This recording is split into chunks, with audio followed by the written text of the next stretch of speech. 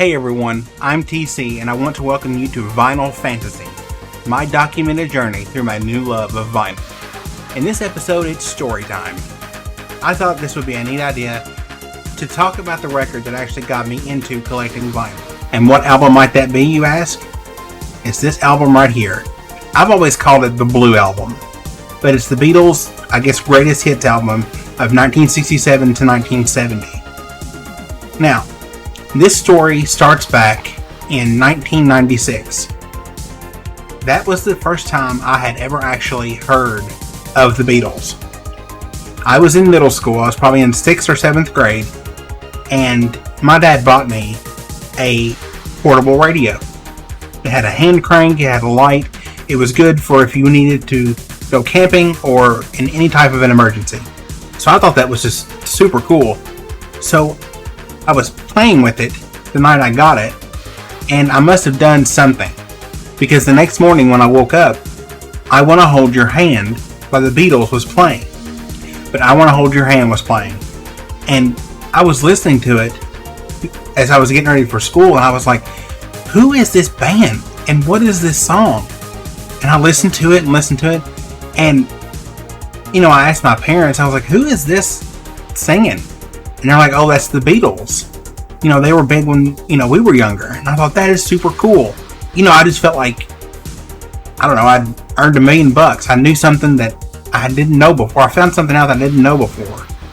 So I go to school and I start talking to my teachers, and they're like, oh yeah, the Beatles, they're a great band. They're one of the main inspirations for rock and roll today.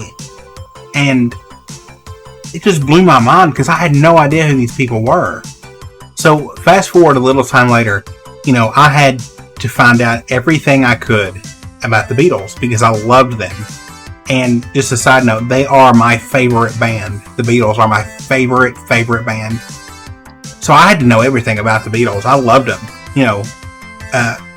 My parents were buying me the CDs and all this stuff.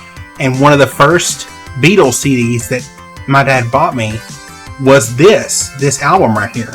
And I ate that album up. I listened to that album so many times in a row. And a fun fact, this kind of has to do with the name of the channel, but I remember this because it was in around 1997, and Final Fantasy VII had just come out, and that was the first Final Fantasy game I had ever actually played, and it's my favorite Final Fantasy, and just everything about that game was just amazing. So I have fond memories of listening to this CD at my grandmother's house, because I would go visit my grandparents a lot. And up in my quote-unquote room that I kind of commandeered for myself, I had my OG PlayStation. I would be playing Final Fantasy VII and listening to the Beatles. But the funny part is while I was playing Final Fantasy VII, I had the music and the sound effects of the game turned completely down, and I had the Beatles music turned completely up. I was just engrossed in the Beatles. So now fast forward a little more, and I'd say I'm in high school, probably sophomore or junior, around in there somewhere. And I go to my grandmother's house, and I start rummaging around in her attic and everything, and I found a crate of my mom's and my uncle's records from when they were a kid. I was like, oh, this is neat. I wonder if there would be anything interesting in here. And lo and behold, I dig through that crate and I find this album. So this album has a very special place in my heart, because not only was it really the first Beatles album that I actually had, but I think it was super cool that it was my mom's as well. Now, it's not in the greatest shape. When I got this, I was interested in vinyl, but I had no clue about it. And my grandparents knew that I was kind of getting into it, and they bought me this ginormous turntable. Like, it looked like a suitcase.